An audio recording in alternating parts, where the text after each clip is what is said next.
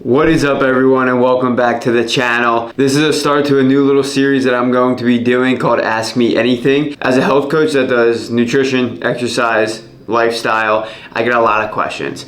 But a lot of the questions come from things that people see on the internet or on social media. They don't really know where to find the information. So my goal with this Ask Me Anything is to take those questions and just give you guys the raw answer from what I know from my 2 years of experience of going through the process, through my master's degree of learning exercise science, and then as well as through all my nutrition education. So I'm just going to give you, from what I've learned, from my experiences, the raw answers to these questions. So getting right into it, question number one, can you explain how intermittent fasting helps with weight loss? I like this question a lot. Obviously, it is a very, very hot topic, so I'm excited to talk about this. Let me preface with, when I'm talking about intermittent fasting in this situation, I'm talking about what's also called time restrictive eating, right? So it's just changing the time that you are allowing yourself to eat. Intermittent fasting has many definitions, right? A lot of times intermittent fasting could be you're not eating for 24 hours, 48 hours. You're eating every other day. Like, there's so many different protocols for intermittent fasting.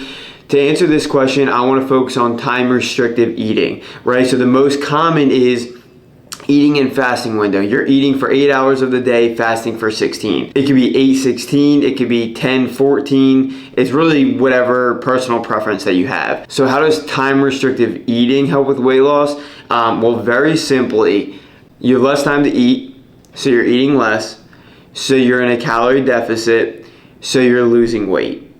That's how it goes, right? But there is a little more advanced explanation to this. So what happens during the fasting period, like a 16-hour fast, is because it's such a long period of time, our body has to tap into those storages, right? Whether it's fat or carbohydrate storage, but it needs to go to those stores to get excess energy because there's no energy at that time, aka there's no food coming in, right? So for example, your stored body fat will break down, go into the bloodstream so that we can use it as fuel for our brain, for our hormones, for whatever it's needed. So keeping this hot topic very simple, when you do time restrictive eating, however protocol that you want to do it, the reason that people lose weight is because they have less time to eat, so they're eating less, so they're in a calorie deficit, and therefore they're losing weight. All right, moving on to question number two in this Ask Me Anything.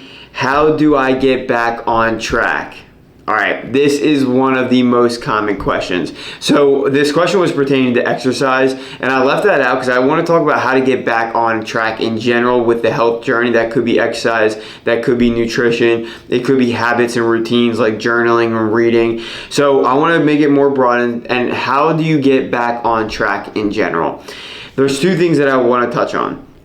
Number one, the first thing that you have to do is do a little self-reflection. You need to understand and realize, why did you fall off in the first place? That's the key. We need to figure out why we stopped in order to figure out how we're gonna start. For example, we'll start with exercise because that's one of the most common.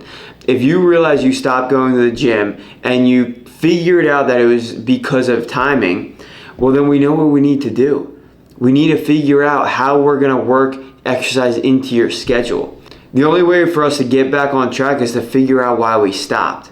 So that's my number one advice. Figure out what made you stop in the first place so that we can figure out where we need to go next. And that leads me to number two. Start simple.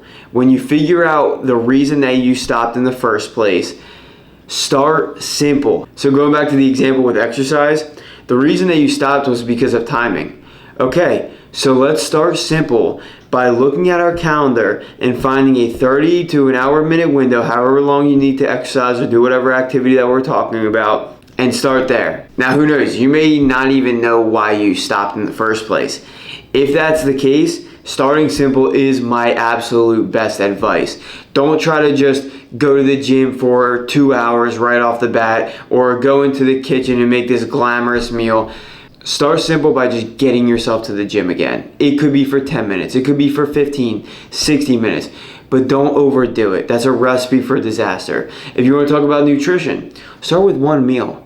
Don't start with a whole day of nutrition. Get better at one meal, because what's going to happen when it goes with exercise, when it goes with nutrition, any health related things, these are activities that make you feel good. And after you complete an activity that makes you feel good, you want to do another activity that makes you feel good. It's just like any drug. You want to do it again because it feels good. Same thing here.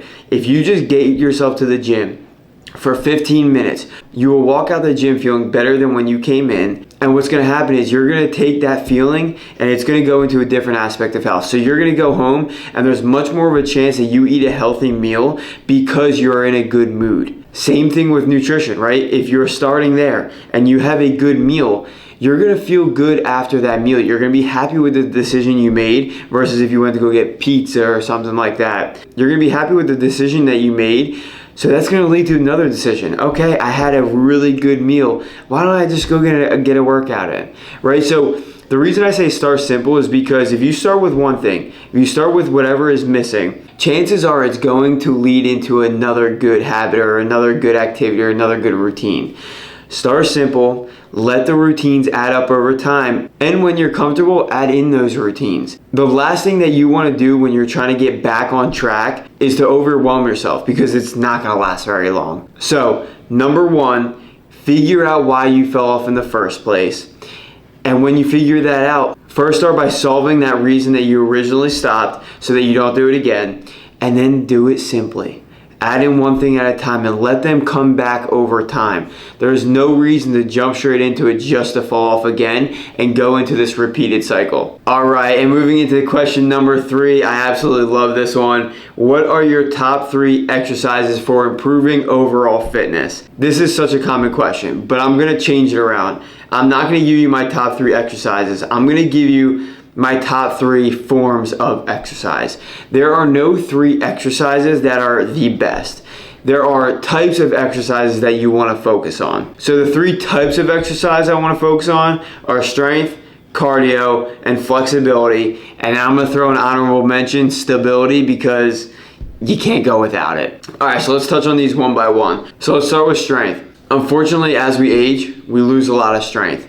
That's just because we lose bone mineral density, we lose muscle mass. It's inevitable. And on top of that, strength is heavily correlated with all-cause mortality. And this has been proven across many, many studies. So because we lose strength as we age and it relates to all-cause mortality, this is the biggest reason we need to stay strong as humans. But then also you want to keep performing activities of daily living for as long as you can go. And what I mean by activities of daily living, that's like cleaning up around the house, bending over to pick something up, getting something from the top shelf. These are things that we need to maintain over life to improve the quality of our life. So when it comes to strength, in terms of exercises, focus on compound movements. Compound movements are exercises that involve multiple muscle groups. So that could be your chest and your legs. That could be your shoulders and your legs. So for example, an awesome compound movement that I love to do is squat presses, right? So that is where you have a barbell, you have a dumbbell, you have any form of weight. And what you're doing is, if we're using a dumbbell in this case, you're doing a normal air squat, right? But with the dumbbell. So you're doing a squat, and when you come up, you're pressing at the same time. So in this situation, you're working your lower legs, you're working your core, you're working your shoulders with the press. There are so many muscles working in this movement, which is why it's a compound exercise.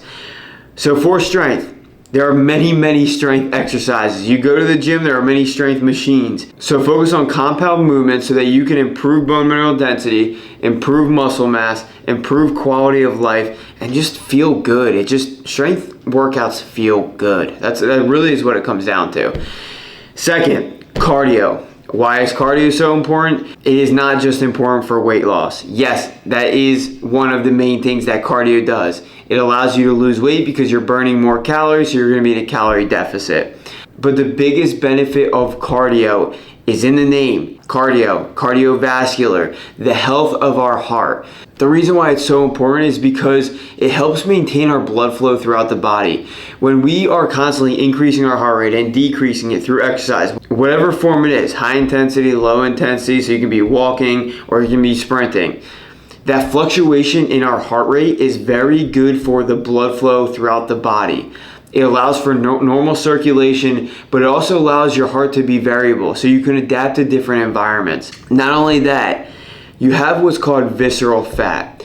And visceral fat is fat literally around the organs. This happens a lot when you're either overweight or obese. So for example, if you ever gone through a weight loss journey and you lost weight, but you didn't really see it on the outside of your stomach, the fat that you can actually pinch, that's because you may be burning a lot of visceral fat, the fat around your organs. This is the fat that's related to most chronic diseases. So with better blood flow throughout the body, that means that there is less of a chance for plaque to build up in our arteries, in our heart. Plaque is fat. We don't want that. So yes, not only does cardio improve body composition, right? It helps you lose weight because you're going to be in a calorie deficit, but it helps with the blood flow throughout our body so that we can prevent buildup of plaque in our arteries, buildup of fat, so that our arteries can work normally, our heart can fluctuate normally. It has the variability from time to time. It can adapt to the environment. This is one of the main benefits of cardio.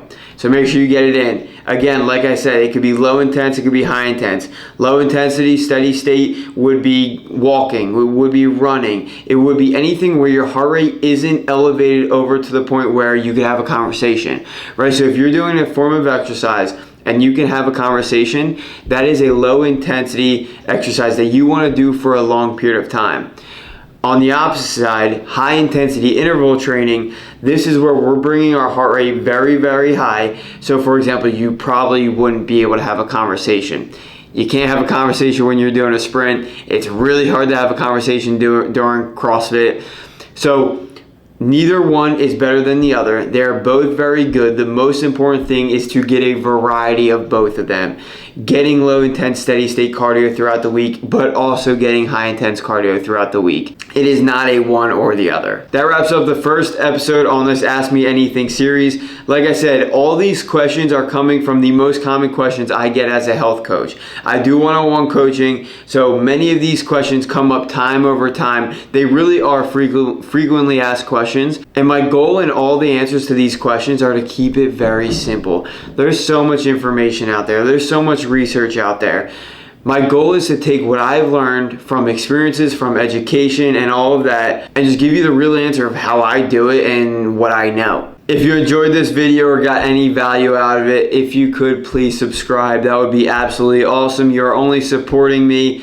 Share the video with friends and family if they have any of these kind of questions, and come back for more. I post every single Monday at 10 a.m. So check that out. You can actually put a notification on for the channel if you want to as well. But that is all I have for this week's video. Again, I hope you enjoyed. Thank you for tuning in. If you have any more Ask Me Anything questions that you want to add for the next episode, put it in the comments below. I have a whole list of questions that I'll get to, so I will eventually get to it. It may not be the next episode. So thank you for watching. Check out my website at www.rusomanotraining.com to see how I can help you as a health coach, and I will see you on Monday.